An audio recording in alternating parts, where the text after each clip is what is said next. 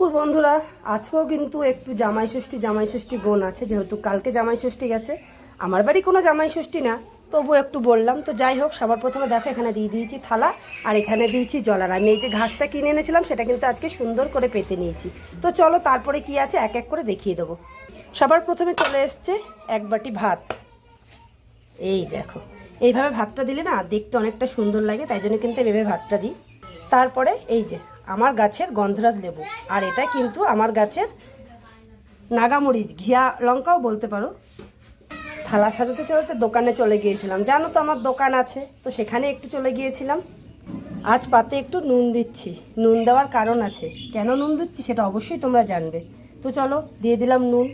তারপরে কি রয়েছে, তারপরে রয়েছে ভেন্ডি সেদ্ধ। আমার না ভেন্ডি সেদ্ধটা খেতে বেশ ভালো লাগে। তারপরে ওপর দিয়ে দিয়ে দেবো একটু সরিষার তেল, কাঁচা কাঁচা তেল না হলে কি ভেন্ডি মাখা চলে বলো? কাঁচা তেলের সাথে কাঁচা লঙ্কা সাথে লবণ মেখে কিন্তু দারুণ লাগবে ভেন্ডি সেদ্ধ। চলো তারপরে কি রয়েছে সেটা তোমাদের দেখিয়ে দেবো। তারপরে করেছি আজকে একটা ডিমের পোচ। ডিমের পোচটা কি দারুণ হয়েছে দেখো, আমি যেমনটা চেয়েছিলাম ঠিক তেমন। আমার না ডিমের পোচ এইরকম খেতে ভালো লাগে, আমার একদম নরম নরম ডিমের পোচ ভালো লাগে না। তোমাদের কার কেমন লাগে অবশ্যই জানিও। তো দেখো আস্তে আস্তে থালাটা কিন্তু খুব সুন্দর করে সেজে উঠছে। চলো তারপরে কি করেছি বলে দেবো। তারপরে করেছি আমরা দিয়ে টক ডাল। টক ডাল খেতে কিন্তু আমার দারুণ লাগে। আর হ্যাঁ, আজ কিন্তু আমাদের এখানে বেশ বৃষ্টি হয়েছে, তোমাদের ওখানেও কি বৃষ্টি হয়েছে? তো চলো তারপরে দিয়ে দিলাম টক ডাল, সাথে রয়েছে একেবারে মাখা মাখা আলুর দম। আলুর দমটা যা হয়েছিল না খেতে দারুণ, দেখতেই পাচ্ছ সাইড দিয়ে কীরকম তেল গড়াচ্ছে। তো যাই হোক, আলুর দম তো ভালোই লাগে খেতে, সাথে টক ডাল রয়েছে। তারপরে কি করেছি চলো দেখিয়ে দিই।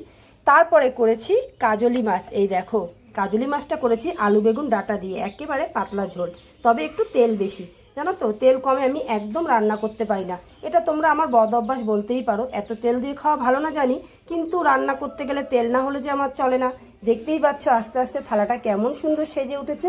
চলো তারপরে কি রয়েছে, তারপরে এখানে রয়েছে সর্ষে বাটা দিয়ে বেলে মাছ। সত্যি কথা বলবো, আমি না মাছটার নাম একদম ভুলে গিয়েছিলাম, তাই জন্য একটু থমকে গিয়েছিলাম। তো যাই হোক, এখানে রয়েছে সর্ষে বাটা দিয়ে বেগুন দিয়ে বেলে মাছের ঝাল। এটাও তেল তেল করে নিয়েছি, তেল ছাড়া তো আমার রান্না চলেই না। দেখতেই পাচ্ছ থালা কি সুন্দর সাজিয়ে নিয়েছি। চলো তারপরে কি আছে দেখিয়ে দিই। তারপরে রয়েছে দেখো কি সুন্দর কালারিং আমের চাটনি। কার কার আমের চাটনিটা দেখে লোভ লাগছে অবশ্যই কিন্তু বলো, আমার কিন্তু ভীষণ ভালো লাগে আমের চাটনি।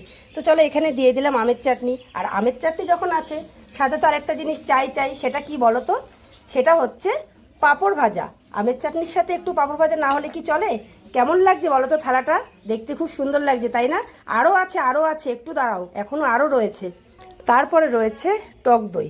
জানি আজকে ঠান্ডা, টক দই না হলেও চলতো, কিন্তু খাবার শেষে একটু টক দই হলে না আমার ভীষণ ভালো লাগে। তো দেখো কেমন সুন্দর থালা সেজে উঠেছে। আচ্ছা তারপরে কি রয়েছে চলো দেখিয়ে দেবো। তারপরে কিন্তু রয়েছে আম, একেবারে পাকা আম, তবে আজকেরটা কিন্তু হিমসাগর না, আজ কিন্তু ছিল ল্যাংড়া আম। খুব মিষ্টি আর রসালো, দেখতেই পাচ্ছ আমটা। তো যাই হোক, একে একে আমার থালাটা কিন্তু খুব সুন্দর সেজে উঠলো। যাই হোক, তোমরাই বলো আজকে থালা সাজানোটা কেমন হয়েছে। এরকম সুন্দর করে থালা সাজিয়ে দিলে কোনো জামাই বাবাজির সামনে যদি দেওয়া হয় বলো, সে কিন্তু অনেকটা তৃপ্তি করে খাবে। তোমাদের কেমন লাগলো আজকে থালা সাজানোটা অবশ্যই আমাকে জানিও। এই যে দেখো, আর সবুজ ঘাসের উপরে থালাটা কিন্তু আজকে বেশ দারুণ লাগছে। তো চলো ভিডিওটা আজকে এই পর্যন্তই, টাটা বাই বাই।